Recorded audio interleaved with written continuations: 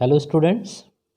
तो आज हम लोग लाइट में यानी ऑप्टिक्स में पता करने जा रहे हैं प्रकाश का अपवर्तन। ठीक है, रिफ्रैक्शन ऑफ लाइट हम लोग आज पढ़ेंगे, स्टडी करेंगे। ठीक है, और सबसे पहले रिफ्लेक्शन ऑफ लाइट को डिटेल में पढ़ाने से पहले मैं कुछ बेसिक चीज़ें आपको बताना चाहूँगा।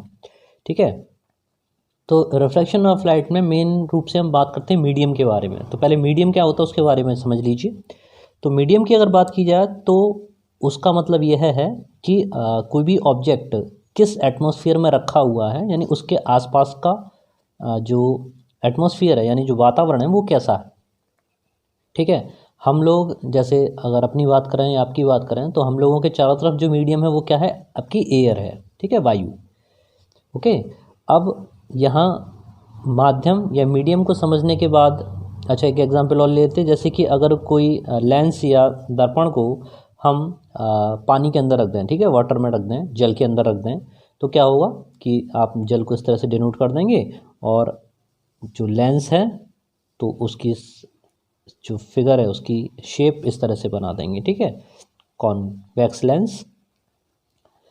ठीक है, और ये कहेंगे कि इसके बाहर का मीडियम क्या है, वाटर है। ठीक है, और इसके अंदर का मीडियम क्या है, तो अगर वो लेंस कांच का बना हुआ है यानी ग्लास का बना हुआ है तो अंदर जो है मीडियम कैसा है, ग्लास है। ठीक है, तो अब उसके बाद इनके एक और नाम देते हैं। जैसे मीडियम की अगर बात की जाए तो उसको हम दो पार्टों में और डिवाइड करते हैं।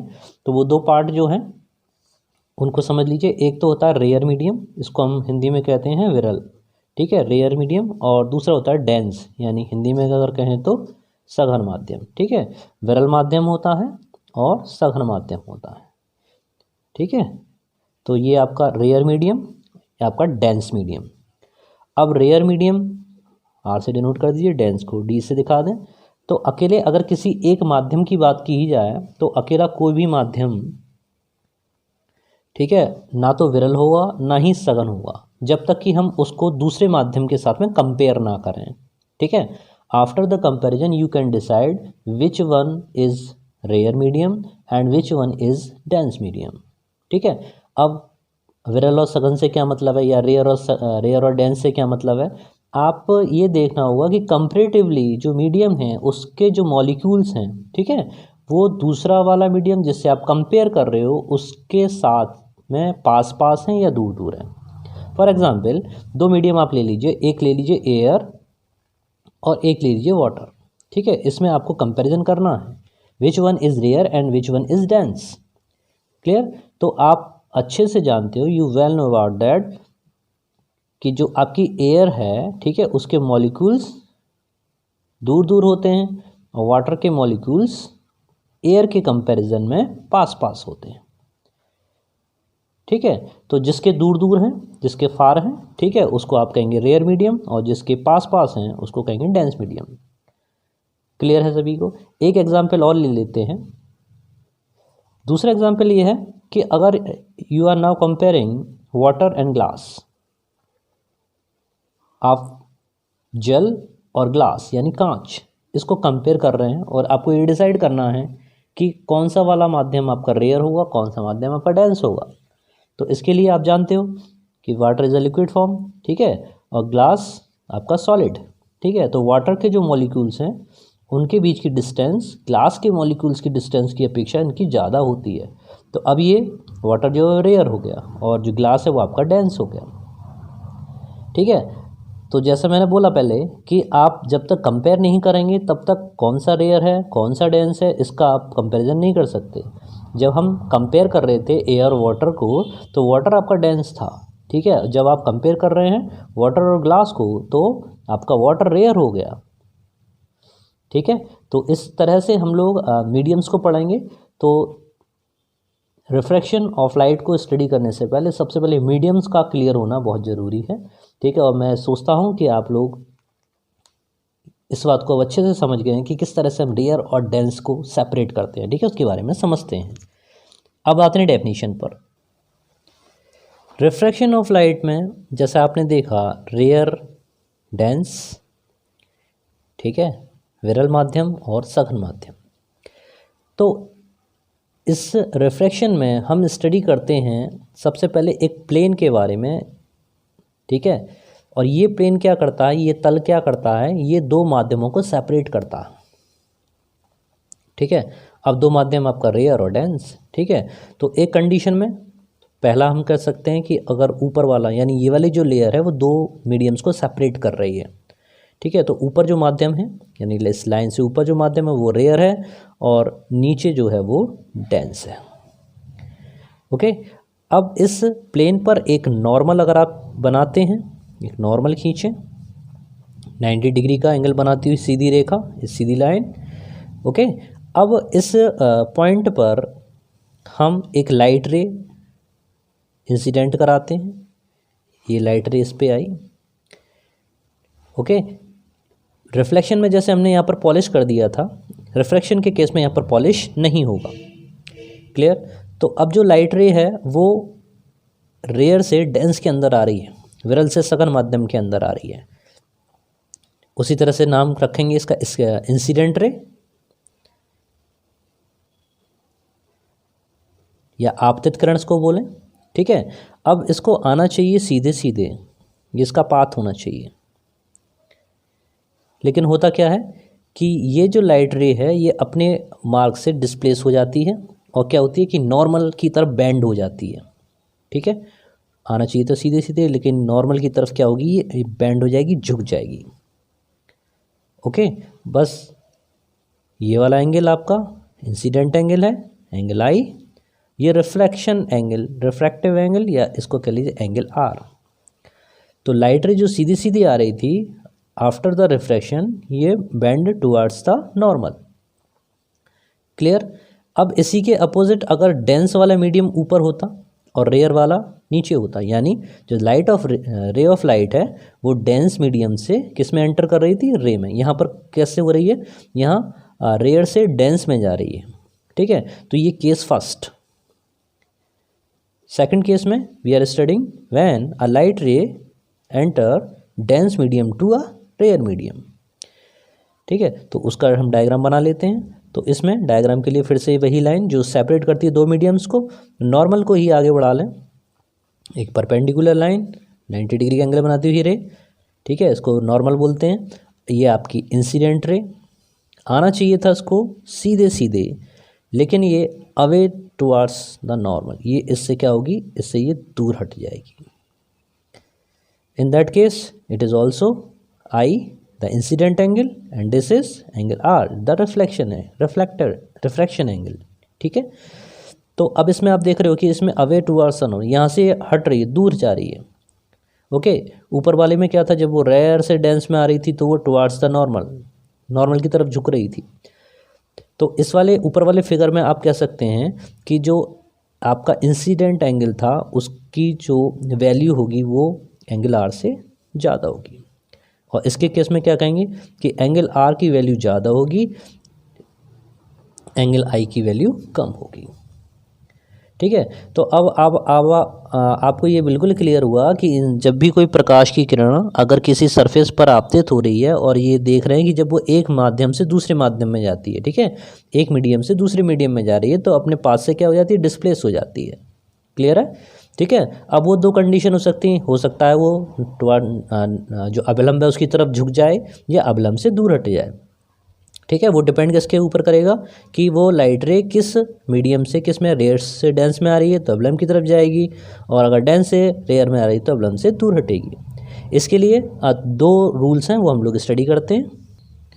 तो laws of reflection of light आपके सामने, ठीक है। इसके दो नियम, आपके प्रकाश के अपवर्तन के दो नियम हैं। पहला नियम कि आपका आपतित किरण, अपवर्तित किरण तथा आपतन बिंदु पर अभिलंब, ये तीनों एक ही तल में होते हैं, ठीक है ना। और किन्हीं भी दो माध्यमों के लिए एक ही रंग के प्रकाश के लिए आपतन कोण कीजिए साइन तथा अपवर्तन कोण कीजिए साइन आर का अनुपात एक नियतांक होता है, ठीक है। अगर इंसिडेंट एंगल आपका एंगल आई है और रिफ्रैक्शन एंगल आपका आर है तो इनका जो रेशो है sine I upon sine R this is equals to a constant, ठीक है। इस वाले जो रूल है इसको हम लोग कहते हैं स्नेल का नियम, ठीक है। तो पहला नियम वही है, द इंसिडेंट है, ठीक है, the reflected ray and the normal to the surface of reflection at the point of incident all lies in the same plane. ठीक है, चित्र में देख लीजिए। ठीक है, इसमें और भी क्लियर करके आप समझ सकते हैं। तो आपने इंसिडेंट रे, वही है the incident ray, the refracted रे यानी अपवर्तित के रूप में हम कहते हैं रिफ्रैक्टेड रे। ठीक है, and the normal to the surface of refraction at a point of incidence all lies in the same plane. ठीक है, सेम डेफिनेशन इसके लिए। अब दूसरा वाला जो लॉ है कि इसमें जो है आपका स्नेल लॉ जिसको कहते हैं the ratio between the sine of the angle of incidence and the sine of the angle of refraction is constant for a given pair of medium। ठीक है, and for light of a given a particular wavelength। ठीक है, तो यहाँ पर snail के नियम को आप जैसे आपने देखा था कि ऊपर अभी sine I equals to sine I upon sine R, 1 and 2 भी लिखते हैं उसको। देखिए समझाते हैं इसको कैसे। जैसे वायु को अगर आप नंबर 1 कह दें, ठीक है, ये रेयर मीडियम 1, और जो आपका डेंस मीडियम है कांच नीचे सघन है, ये इज द सेकंड मीडियम। ठीक है, तो अगर आप 1 and 2 से रिप्रेजेंट कर रहे हो और 1 को ये मान रहे हो कि रेयर मीडियम है, तो आप इसको कैसे स्नेल के लॉ के अकॉर्डिंग लिखेंगे? इसको आप ऐसे लिखेंगे कि the sine I upon sine R, ठीक है, this is equals to 1 and 2। ध्यान से समझ लीजिए, बहुत अच्छा है, कोई नहीं बताएगा आपको, मैं आपको बता रहा हूँ। ठीक है, क्लियर हो जाएगा बिल्कुल, कभी कोई दिक्कत नहीं आई आपको। रिफ्रैक्शन में बहुत बच्चों के समझ में ही नहीं आता है कि 1 and 2 का क्या मतलब है, कि कभी रे उसके नॉर्मल की तरफ बेंड हो जाती है, कभी उससे दूर हट जाती है। ठीक है, तो यहाँ पर अगर आप समझ लेंगे तो बहुत अच्छा। 1 and 2 अगर आप लिख रहे हैं तो 1 की जगह क्या है, एयर है, तो 1 की जगह आपने क्या लिखा, ए। ठीक है, एंड सेकंड क्या है, सेकंड फॉर ग्लास के लिए, तो ए एन जी, ये हो गया ए एन जी। ठीक है, A N G equals to आप क्या लिखेंगे, sine I upon sine R. और इसको देखकर आप इजीली आप कह सकते हैं कि यहाँ पे जो लाइट ऑफ रे है वो किस से किस में आ रही है, एयर टू ग्लास में आ रही है। ठीक है, अगर आपने लिख दिया जी एन ए, है ना, अगर आपने लिख दिया जी एन ए, तो अब इसके लिए इमेज बन जाएगी, ये इसके लिए लॉ बन जाएगा स्नेल का। ठीक है, अब क्या हो रहा है, ग्लास से रेयर में आ रहा है, या तो जी एन ए लिख दो, नहीं तो अगर लिखना चाहे तो 2n1 लिख दो। लेकिन 2n1 लिखते ही ये इक्वेशन क्या हो जाएगी, अपोजिट हो जाएगी। क्या हो जाएगा, साइन आर अपॉन साइन आई हो जाएगा। समझ में आ गया सभी के? अगर इन दोनों का मल्टीप्लाई कर दो, इसको आप इक्वेशन 1 लिख दीजिए, इसको इक्वेशन 2 लिख दीजिए। मतलब क्या हुआ कि A N G multiply with G N A. ठीक है, इन दोनों का साइड में मल्टीप्लाई कर दिया, इधर इनका कर दो कि sine I upon sine R into sine R upon sine I. Clear? इससे ही कैंसिल करो, क्या बचेगा आपका, 1 बचेगा। लेफ्ट कितना हुआ, 1 हुआ। ठीक है, इसको आप ये भी कह सकते हो कि 1 and 2 into 2 and 1 this is equals to 1। ठीक है, तो यहाँ पर 2 मीडियम 1 and 2 और 2 and 1। ओके, कहीं पर अगर आप 3 मीडियम दे रखे हों, फॉर एग्जाम्पल यहाँ पर हम 3 मीडियम देख रहे हैं। ठीक है, एक मीडियम है एयर, फिर वाटर यानी पानी भरा हुआ, नीचे ग्लास लगा हुआ, ग्लास की एक मोटी सी लेयर लगी हुई है। ठीक है, और उस ग्लास के नीचे फिर से आपको एयर मिल जाती है। तो अब यहाँ पर इसको हमने डिवाइड कर लिया 1 2 3 सेक्शन ऑफ, क्योंकि हमने पहले ही एयर को 1 नंबर दे दिया तो यहाँ पर 1। तो अगर लाइट ऑफ रे ऐसे आई, इंसिडेंट हुई, ठीक है, इंसिडेंट पॉइंट पे, अब क्या होगा, वही रेयर टू डेंस आ रही है तो आना चाहिए था उसे सीधे सीधे, लेकिन क्या हुआ, थोड़ा सा वो बैंड हो जाएगी। ओके, आप फिर अगेन यहाँ पर एक नॉर्मल बनाएंगे। अगेन वाटर और ग्लास के वाटर जो ग्लास के रेस्पेक्ट में रेयर हो जाएगा, तो फिर अगेन और ये बैंड हो जाएगी, आना चाहिए था सीधे सीधे। ठीक है, और अब जब बाहर निकलते समय यानी डेंसिट से अब जाएगी रेयर मीडियम में। ठीक है, तो ये अबलम से यानी नॉर्मल से अवे, ठीक है, दूर हटेगी। तो अब अगर इस वाले रिफ्रैक्शन के लिए यहाँ पर क्या हुआ कि लाइट रे 1 से आई 2 में, ठीक है, और इस वाले में क्या हुआ, इस वाली सरफेस पे इस पे आई 2 से आई 3 में, इसमें क्या हुआ, इसमें आई फिर अगेन 3 से 1 में। तो अगर कोई आपसे कहे कि इन तीनों के बीच में क्या रिलेशन होगा, तो उस रिलेशन को आप एक्सप्रेस कर सकते हैं ऐसे कि 1 and 2 2 and 3 and 3 and 1 this is equals to 1।